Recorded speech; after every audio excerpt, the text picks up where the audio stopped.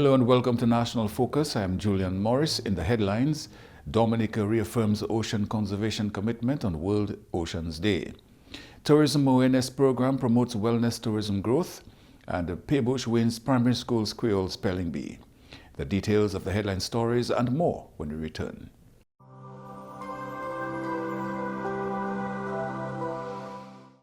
Welcome back. As environmental pressure on oceans continue to grow worldwide, Dominica is using World Oceans Day 2026 to reaffirm its commitment to marine conservation while honoring the centuries-old stewardship traditions of the Kalinago people. Honorable Kozia Frederick, Minister for the Environment and Chair of the OECS Council of Ministers on Environmental Sustainability, says the ocean plays a central role in Dominica's identity, culture and development. The ocean is more than the waters that surround our island. It is a source of life, a pathway of connection, a provider of nourishment, and a teacher of resilience. It has sustained our people for generations and continues to shape our future.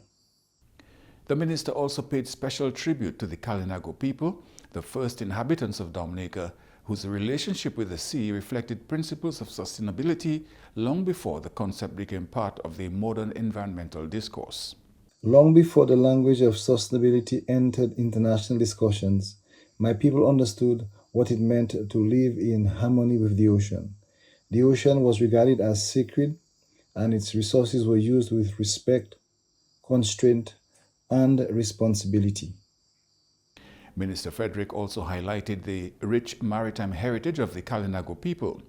He noted that their ancestors used dugout canoes and their knowledge of winds and currents to travel between islands across the region.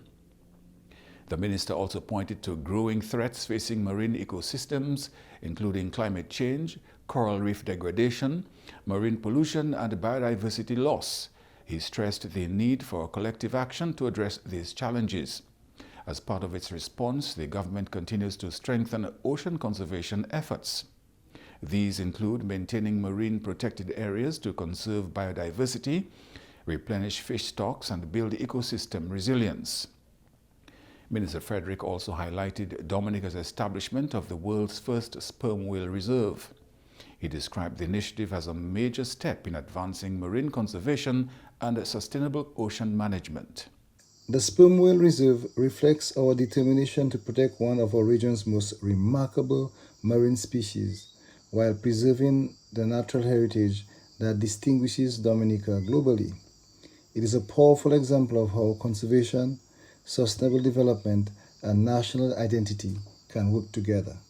Minister Frederick noted that the country's marine conservation efforts closely align with the traditional values of stewardship practiced by the Kalinago people for generations. There is a profound connection between our modern conservation initiatives and the wisdom of our ancestors. Their understanding that the ocean's abundance depends upon respect and responsible stewardship remains as relevant today as ever. As Dominica commemorates World Oceans Day, citizens are being encouraged to embrace sustainable practices, reduce marine pollution, and support efforts to safeguard the country's oceans and coastal resources. And let us honor the wisdom of our Kalinago ancestors by embracing a deeper ethic of stewardship grounded in gratitude, humility, and responsibility. Together we can ensure that the waters of our region remains a source of life, wonder, and opportunities for generations to come. With tourism remaining a key driver of Dominica's economic and social development, the 2026 Tourism Awareness Program was officially launched last week to strengthen public understanding of the sector's role and opportunities. This year's observance will feature a series of activities designed to engage communities, students, tourism stakeholders, and the wider public throughout June and into July. Permanent Secretary in the Ministry of Tourism, Mr. Claudius Lestrade, says this is an important period for the sector. This is an important period for the ministry's calendar, dedicated to increasing national awareness of the value of tourism. Each year, Tourism Awareness Month provides a platform to reflect on the direction of the tourism sector while recognizing the efforts of our stakeholders and encouraging greater public participation in the development of one of Dominica's most important industries. This year, Tourism Awareness Month is being observed under the theme Positioning Dominica Through Wellness Tourism. This theme invites us to look closer at one of the most promising areas for the continued growth and diversification of the Dominica's tourism sector. The ministry selected Wellness Tourism Month as this year's focus because it aligns naturally with Dominica's strengths and with the direction of global travel. Across the world, visitors are becoming more intentional about the destinations they choose, with greater emphasis being placed on the value of the overall experience. Trends show increased interest in destinations that offer a genuine connection to nature and culture, rather than experiences that can be easily replicated elsewhere. Mr. Lestrade says this shift presents a clear opportunity for Dominica to position itself as the leading wellness destination in the region. Globally, wellness tourism has grown into one of the most dynamic areas of the tourism industry. The sector has valued approximately $18.4 billion in 2022 and is projected to continue expanding significantly in the years ahead. This level of growth demonstrates that wellness evolved from a marginal area of traditional travel to become a major driver of tourism development and destination competitiveness. For small island destinations, this is particularly important because it supports a more sustainable approach to tourism development as it can draw value from natural assets and local knowledge. The Permanent Secretary says wellness tourism is not a trend for Dominica, as many of the elements that define the sector already exist across the island. Our volcanic landscape and geothermal resources provide a clear advantage, particularly in the communities such as Waterwaven, where hot springs are already part of the community's wellness identity. The opportunity also extends to agricultural communities, where traditional knowledge and farm-based experiences can support a wider wellness offering rooted in the island's landscape and heritage. However, Dominica's wellness offering cannot depend on the physical environment alone. While our natural assets create the setting, the visitor experience is shaped by how the destination is managed, presented, and delivered. Tourism Awareness Month activities will continue throughout June, featuring a series of events designed to educate, engage, and inspire. Throughout the period, students, wellness practitioners, tourism stakeholders, business people, and members of the public will take part in initiatives that highlight the strong connections between wellness and tourism. These activities will encourage learning, foster collaboration, and highlight the opportunities that exist within one of Dominica's most important economic sectors. Youth engagement is an important component of this year's program. On June 10th, we will launch the Be Well in Nature Poetry Competition. This will target secondary school students between the ages of 14 and 16 to creatively explore the relationship between wellness, nature, sustainable living, and Dominica's identity as the nature island of the Caribbean. Through original poetry performances, students will have an opportunity to express their perspectives or their views on wellness while engaging with tourism in a meaningful and creative way. We look forward to hearing their voices and seeing their creativity shine through. Meaningful dialogue and knowledge sharing are also central to this year's observance. On June 11th, we will host a public panel discussion at Jungle Bay Resort and Spa under the theme Wellness Tourism in Dominica, a destination that benefits everyone. The discussion, which is open to the public, will feature Dr. Paula Lockhart, a holistic wellness advocate and co-author of Natural Plant-Based Remedies, Ms. Marva Williams, the Chief Executive Officer and Director of Tourism, Ellen Joseph, a holistic practitioner and wellness consultant at Rosalie Bay Eco Resort and Spa,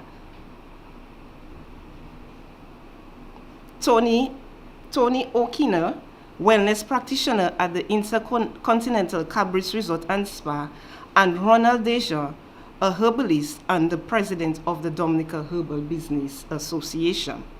Together, they will explore how wellness tourism creates opportunities for businesses, communities, and practitioners while examining ways Dominica can continue to strengthen its position within this growing tourism niche. One of the flagship public events of this year's Tourism Awareness Program will be a wellness fair. It is scheduled for July 4th from 9 a.m. to 4 p.m. at the UWI Global Campus. It is designed as a one-day immersive experience. The fair will promote wellness, physical, mental, and emotional well-being while showcasing Dominica's growing health and growing wellness sector. The event will bring together more than 25 exhibitors, wellness practitioners, tourism stakeholders, students, families, health-conscious individuals for a day of learning, engagement, and discovery. Attendees will also have access to free health screenings, wellness consultations, educational presentations, fitness demonstrations, wellness products, and healthy food offerings. Chief Education Officer Dr. Jeffrey Blaise has highlighted how technical and vocational training is being embraced by secondary schools across the island. He spoke at the launch of this year's TVET Showcase. The Ministry of Education prides itself on diverse learning, and this includes academics, skills, and the holistic development of students. Many of us may not be aware that in each of our 7 public secondary schools, each of these schools do at least 5 TVET areas at CSEC or CVQ level, and that's quite a bit, yes? And we are proud that our schools are embracing the vision of the Ministry of Education to ensure that students are exposed to technical and vocational education. The Ministry of Education continues to develop the TVET program through advanced teacher training. During graduations at the secondary level, you would have heard that the students who usually top at whatever within their class or the school or even at regional examinations are doing a multiplicity of TVET related areas and other just being social, everything. They are well-rounded. And that is why we pride ourselves on ensuring that our students are exposed to TVET. One last thing I will remind us is that we also try to develop the capacity, the human resource capacity within our schools. And you would have realized that we do a number of training sessions, both at local and regional levels, assessors training, verifiers training, to ensure that our teachers are ready for the task. You are watching National Focus. More when we return.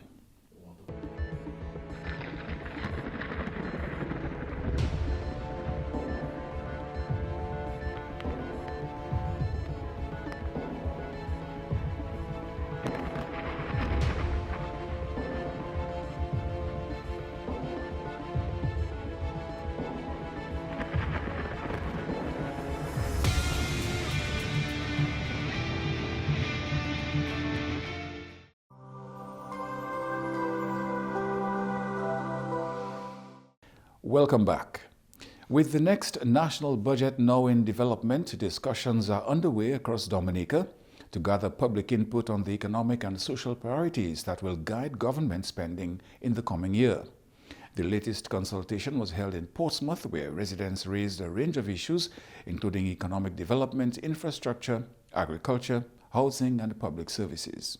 We have a cross-section of the society here, which is actually what we intended to have. And apart from that, is from all the different areas within the northern area, which is actually what we wanted as well.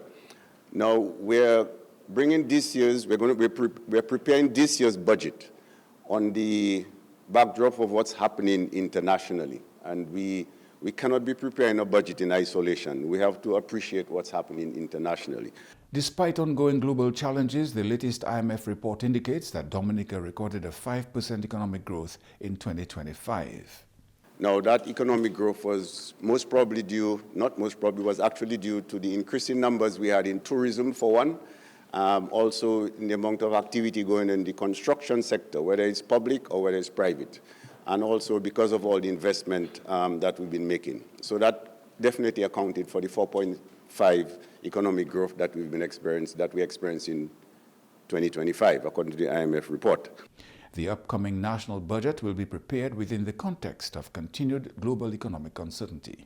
But there are many other issues that we have to consider in the present scenario that we're in. We all know the geopolitical tensions and the wars going on, and we all know that it does affect us. All of us who drive vehicles would have recognized the price of gas and diesel to be more specific. And plenty other things can contribute to those increasing prices. We know what the cost of living is all about these days. And so the budget is, you have to put this into context for you to recognize how we're going to present this budget. Let alone this, we have to figure out, we know about the climatic events that we face. As a matter of fact, you'll also know that most of the debt that we repay is because of addressing climate events. So, and these are beyond our control. We just bear the brunt of it. So putting all of this into perspective, you recognize that it is not an easy task to present a budget for a small island developing state in these present times. As efforts continue to preserve and promote Dominica's linguistic and cultural heritage, students from across the island recently showcased their mastery of the Kweyol language at the 15th Annual Primary School's Kweyol Spelling Bee competition. The competition, organized by the Ministry of Education in collaboration with the Comité pour Études Kweyol (KEC), brought together students from 4 primary schools to demonstrate their proficiency in the island's native language. Emerging as the overall winner was Abdi Alandru of the Paix Primary School, who captured first place after a strong performance throughout the competition. Diamani Warrington of St. Luke's Primary School secured second place, while Chloe Roberts of Penville Primary School placed third. Yanel Antoine of Ben's Primary School finished in 4th place. As we all know, KEC has been around for a very long time, since 1981, helping to introduce events like this one, the primary school's Kweyol Spelling Bee, and long before that, other events like Heritage Day, Creole Day, and researching and publishing Dominica's first Creole dictionary. And through the years, and in more recent times, KEC has been very instrumental in researching and publishing several Kweyol publications. And KEC has also been very instrumental in the introduction of the teaching of Kweyol in schools, and also for the production of this, you see the cover of the book there, the Anouapuan Kweyol, which is a wonderful teaching guide and aid to persons and students who want to learn to speak the Kweyol. Ladies and gentlemen, the work of KEC is very important in cultural and heritage development in Dominica. KEC has been playing a very vital role, especially in the promotion of the Kweyol language. And we are now working on an updated version of our Creole dictionary. And we've been working on it for a very long time. Hopefully, God willing, we will see the fruition and realization of this dictionary sooner rather than later. Language, as we all know, is an essential part of not just Dominica's culture and heritage, but cultures and heritage all over the world. As we are aware, in Dominica we speak English, Kweyol, Kokoi, and Kalinago, and they are all important languages. The annual competition serves as an important platform for encouraging the use and the preservation of Kweyol among young people, while fostering a deeper appreciation for Dominica's language, culture, and heritage. Education officials say the initiative continues to strengthen students' language skills and cultural awareness. The Kweyol Spelling Bee, first introduced in 2010, has become a significant event on the educational and cultural calendar, highlighting the importance of preserving the country's rich linguistic traditions for future generations. And now your weather update. A high-pressure system is expected to support a relatively dry and stable atmosphere. Patches of low-level clouds moving with the wind flow may result in partly cloudy to cloudy skies with brief isolated showers. A surface to mid-level trough will move across the area into Tuesday, producing few showers. Saharan dust will continue to move across the region in varying concentrations during the week, resulting in poor air quality, reduced visibility, and warm, uncomfortable conditions. Persons with asthma, allergies, and other respiratory conditions are encouraged to limit intense and prolonged outdoor activities, to take extra precautions, and to avoid health complications. Slight to moderate seas are possible during the next 24 hours. Waves are forecast to be near 3 feet along the western coast and up to 7 feet along the eastern coast. Small craft operators should carry navigational devices and exercise caution due to low visibility. And that's all for this edition of National Focus. Be sure to follow GIS Dominica on Facebook, YouTube, and on Twitter. You can also drop us an email at gis@dominica.gov.dm. From all of us here on the GIS News Production Team, I am Julian Morris. Thanks for watching.